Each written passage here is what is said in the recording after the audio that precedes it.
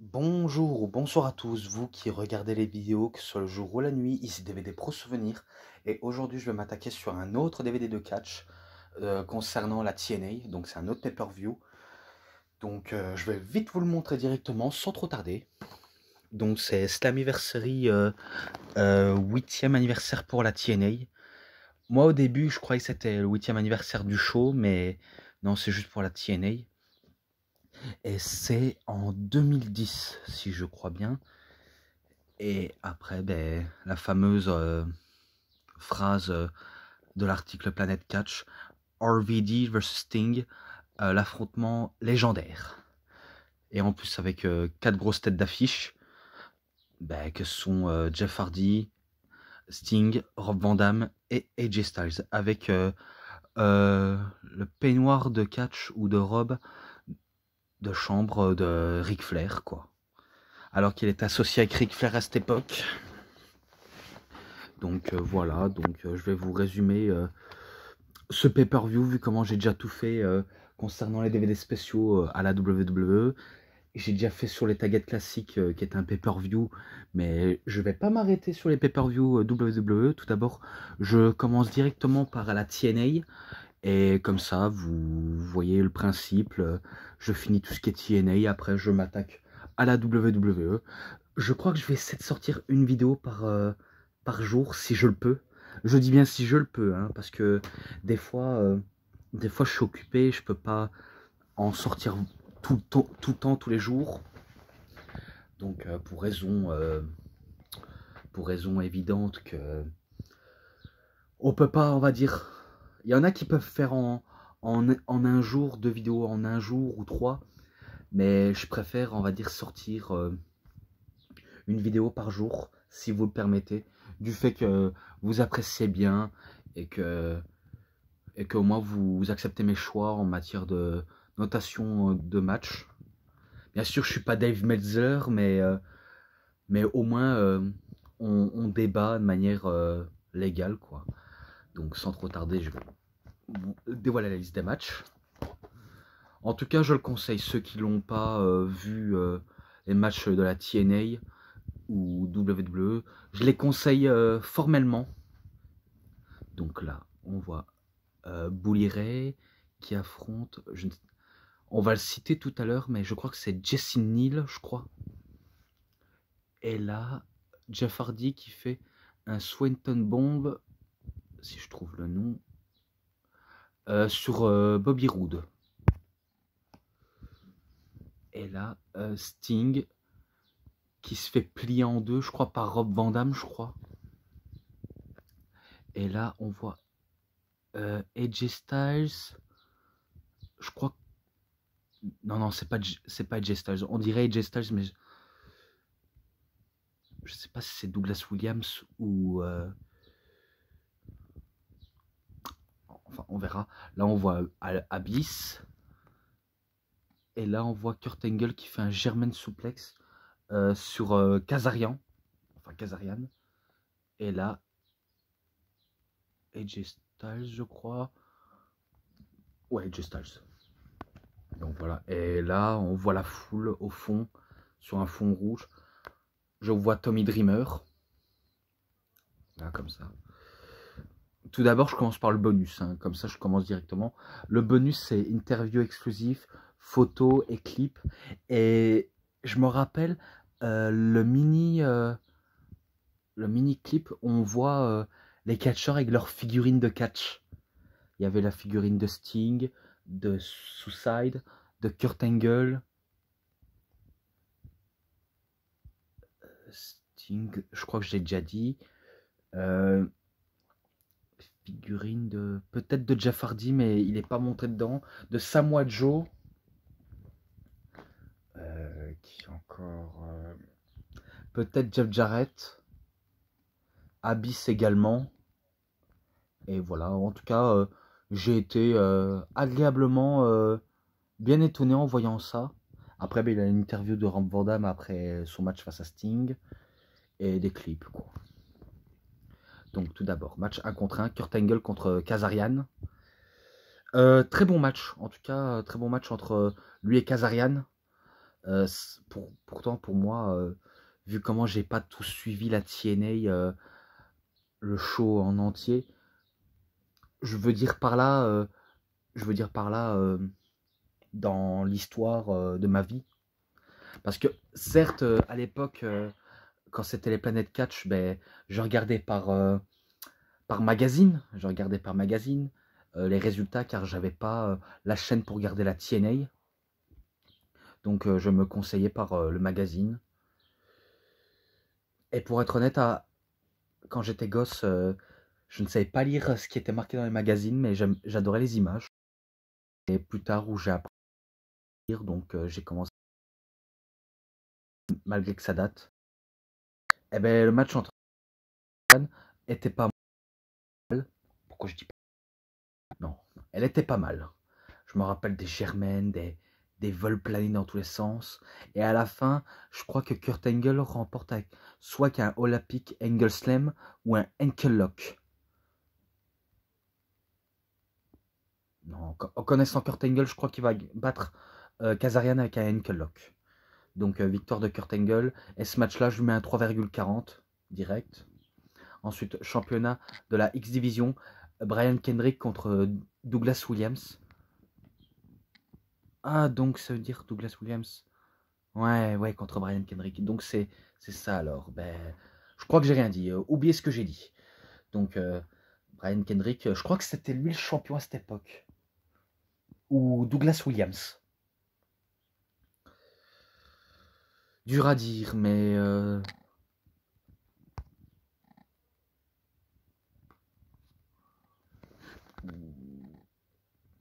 ouais, on va dire que c'était Douglas Williams. Ouais, il faut que je choisisse vite fait. Et par contre, arrête de flouter. J'en ai marre que tu floutes pour rien du tout. Donc, c'était pas mal. Ce match aussi était pas mal. Un bon match de la X-Division. Même si, comme le dit très bien Célian Varini, c'est pas question de poids, c'est question de style. D'ailleurs, il était toujours en commentaire avec Marc Chavet. Donc voilà, je le dis direct. Eh bien, il était pas mal. Je crois qu'à la fin, c'est victoire de... C'était victoire de...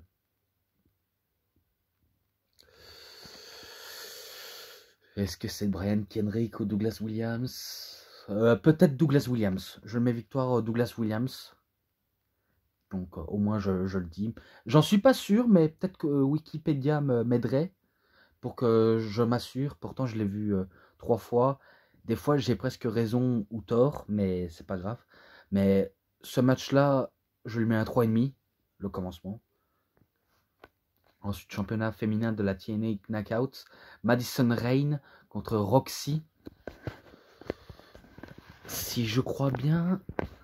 Non, c'est pas le dernier match de Roxy. Je crois que... Ah, peut-être. Peut-être que c'est le dernier match de Roxy. Ah, parce que j'avais entendu Célian Varini qui expliquait en détail. Et normalement, je crois que c'est peut-être ça. Eh ben... bon, allez, je vais dire direct. Hein, Madison Rain bat Roxy. Et à la fin... En plus j'avais même vu Roxy, enfin, si vous avez vu Roxy, peut-être dans ce DVD, ceux qui l'ont vu, ceux qui l'ont pas vu, c'est pas grave, je vous le dis. Eh ben, elle finit en sang. Donc, je pense qu'elle s'est pas ouverte. Hein. Je pense qu'elle ne s'est pas ouverte du tout. Je pense que on va dire, elle s'est cognée peut-être par le poteau ou un mauvais coup, parce que ça peut arriver dans le catch. Hein. Croyez pas que les catcheurs n'utilisent que des lames de rasoir pour se couper sous la tronche. Donc, il n'y a pas que ça. Hein. Donc, victoire de Madison Rain, malgré qu'elle finit Roxy en sang, mais qu'elle doit quitter la structure. Eh ben, ce match-là, je lui mets... allez, j'ai quand même apprécié, je lui mets un 3,10. Voilà, un 3,10, c'est pas méchant. Ensuite, match 1 contre 1. Brother Ray contre Jesse Neal.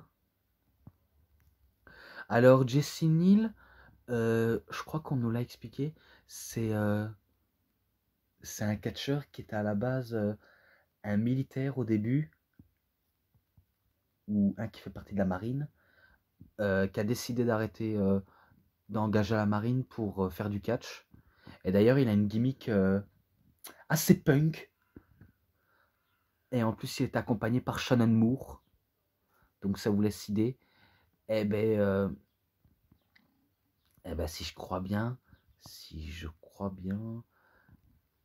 au début, Broderay, il fait semblant à Jesse qui veut pas l'affronter, car il lui dit ouais je te respecte, malgré que tu as perdu un camarade dans le champ de bataille, parce que apparemment Jesse Neal, avant de quitter l'armée, ben, il a perdu son meilleur ami qui est mort sur le champ de bataille, et il dit je te respecte trop. Donc, respect à toi, mec, tu rends honneur à l'Amérique. Donc, au moment où vous voulez lui serrer la main, ben non, il décide de faire un accolade direct.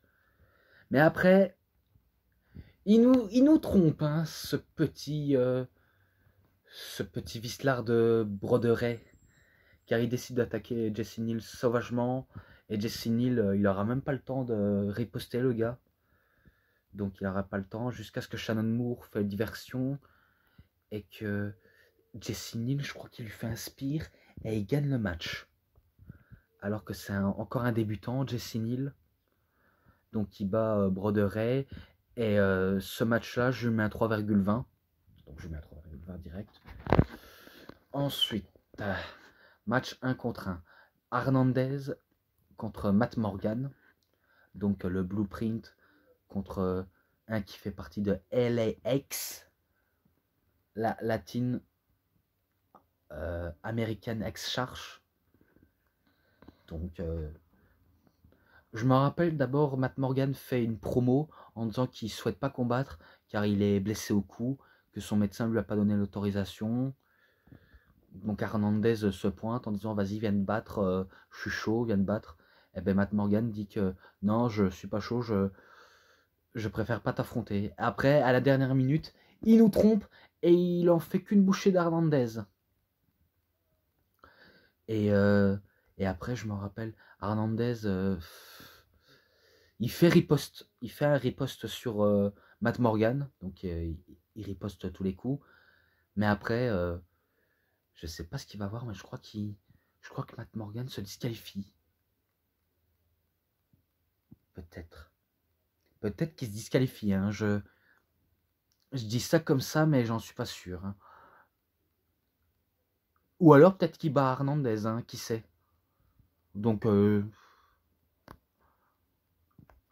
allez, possibilité. Matt Morgan qui bat Hernandez.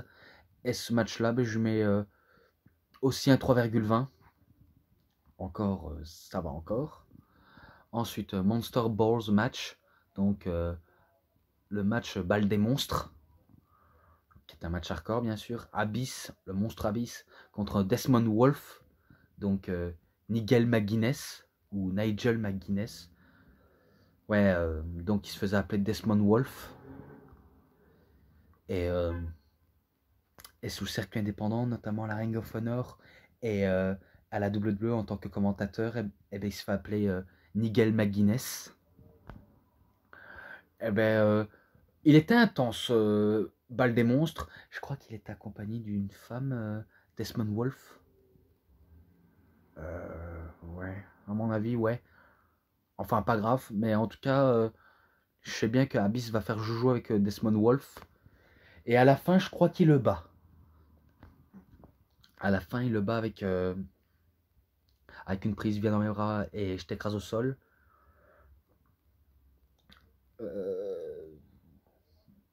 Je crois que c'était ça son finish. Ou alors il avait un autre finisher qui est peut-être pas impressionnant ou si impressionnant que ça, mais il porte ses fruits. Donc victoire d'Abyss. Et ce match-là, je lui mets un 3,5. Je mets un 3,5. Ensuite, encore match 1 contre 1. AJ Styles accompagné par Ric Flair contre l'ancien Black Magismo qui est Jay Lethal. Ouais, maintenant Jay Lethal, on peut même voir à la All Elite Wrestling. Pour ceux qui suivent la EW. Donc j'espère que vous suivez bien aussi cette structure. Je ne sais pas si c'est une alternative crédible. Enfin, il y en a qui disent oui, mais je sais pas s'il peut tenir la route à ce point-là, car maintenant on apprend qu'ils vont faire la Ring of Honor une branche de formation pour la AEW. Un truc que j'aurais jamais cru, mais qui tente. Et maintenant, on va voir si la Ring of Honor peut bien s'adapter avec la AEW. Parce qu'il y a encore un peu, la Ring of Honor, elle tentait de mettre la clé sous la porte. En plus, c'est un ancien promoteur qui mettait la clé sous la porte, mais heureusement que Tony Khan l'a peut-être racheté. Pour certains catcheurs qui pensent que la AEW va les aider, non, vous vous êtes fait acheter les gars, car maintenant vous catchez pour nous, ceux qui sont sous contrat avec la ROH. Et en plus, j'ai même appris que Samoa Joe est champion télévision, donc voilà, je suis l'actualité, pareil pour la WWE. Mais concernant AJ Styles contre Jay Lethal, il était pas mal. Pourtant, j'en croyais pas plus. Hein. Je n'en croyais pas un seul plus sur Jay Lethal. Donc, je me rappelle, AJ Styles, il contrôle le match tranquille, peinard. Il a envie de faire ce qu'il a envie avec ses adversaires, les larguer, les prendre de haut, enfin, faire le malin. Il fait le malin. Et au moment où on s'attendait pas, Jay Lethal fait sa prise de finish. Il fait un saut, un rebond dans les cordes, et il fait un cutter, je crois, et il bat AJ Styles. Manière surprenante, il le bat de manière surprenante, un truc que j'aurais jamais cru. Et après, il y a confusion entre AJ et son mentor, Ric Flair, qui n'en croit pas que son poulain ait perdu le match. Donc AJ Styles se sent apeuré et Ric Flair très déçu. En même temps, c'est normal. Donc ce match-là, il était énorme. Je lui mets un 3,40 aussi, comme au début. Donc je lui mets un 3,40. Ensuite, match par équipe. Jeff Hardy et Mr. Anderson, que vous connaissez sûrement, ceux pour la génération Catch Attack, Mr. Kennedy, contre Beer Money Inc., donc bière, argent et tout, James Storm et Bobby Roode. Au début, je me rappelle que Jeff Hardy et Mr. Anderson essaient de trouver un nom à leur peut-être future équipe.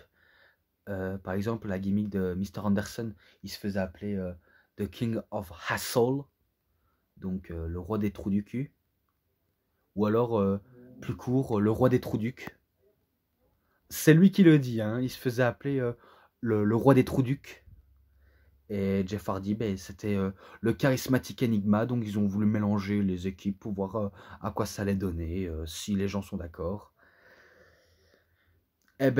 Malgré leur tentative en équipe, ils vont faire une bonne prestation et ils vont remporter les matchs face à Beer Money Inc. Donc ils remportent le match alors qu'il n'y a pas d'enjeu. Pareil, celui-là, je lui mets un 3,40 car il était vraiment pas mal entre entre Hardy et Anderson contre Storm et Roode. Donc voilà quoi. Donc maintenant, le main event, match pour le championnat du monde poids lourd de la TNA, Rob Van Dam, RVD versus Sting, The Icon Sting. Pareil, comme j'avais fait la review sur Best of 2010, ce match était pas mal. En tout cas, il était vraiment énorme. C'était un vrai régal de l'avoir, ce DVD. Et j'ai pas été déçu. Malgré que j'étais un peu lent à expliquer et surtout à parler très doucement, comme ça, vous voyez. Là, maintenant, je suis enfin un peu content car je fais une vidéo pour que vous regardez ça, vu comment j'ai sorti la mienne hier. Donc, je tenais à en profiter. Donc voilà. Ce match entre Rob Van Dam et Sting était pas mal. Je me rappelle qu'ils ont bien échangé des coups. En plus, Sting, il était heel et Rob Van Dam était le face ultime. Et qu'à la fin, quand Sting voulait tricher en remportant le match, Jeff Jarrett arrive à contrer les mauvais coups de Sting. Donc il prend la batte de baseball, il lui met dans le ventre et un dans la figure avant de quitter le ring. Et c'est là où Rob Van Dam, ben, il voit la porte ouverte, une grande porte ouverte, et il décide de se mettre sur la troisième corde et il fait son 5-star frog splash. Donc il bat Sting pour la victoire et il conserve son titre. Donc, mais après ce match, je l'ai déjà noté dans Best of 2010, je le noterai, je vous le promets, je le noterai. Donc en tout cas, c'était un plaisir de faire cette review, donc j'ai terminé. Donc voilà, j'espère que vous avez très bien aimé sur le pay-per-view sur la TNA. En tout cas, c'était un plaisir de le faire, vraiment, je le dis pas ça, de manière ouais, c'était génial, tout ça. Ça dépend de la vie de chacun, si vous avez trouvé que c'était un peu trop long, ou un peu fanfan, un peu pampan. Choisissez vos mots. Donc voilà, en tout cas, si vous avez bien aimé, vous savez ce qu'il vous reste à faire. Enfin, tout d'abord, avant que vous savez ce qu'il vous reste à faire. Match bonus ensemble. 3,90. 3,90. J'ai trouvé beau cette image. Et l'ensemble du match, ben, j'ai pas été déçu du tout. Donc voilà, en tout cas, vous savez ce qu'il vous reste à faire. Likez la vidéo, partagez, commentez, abonnez-vous à ma chaîne, cliquez sur la petite cloche pour avoir plus de notifications de mes prochaines vidéos. Et moi, je vais vous laisser. Donc je vous dis bonne journée, bonne soirée à tous. Au revoir tout le monde et à plus les fans de catch.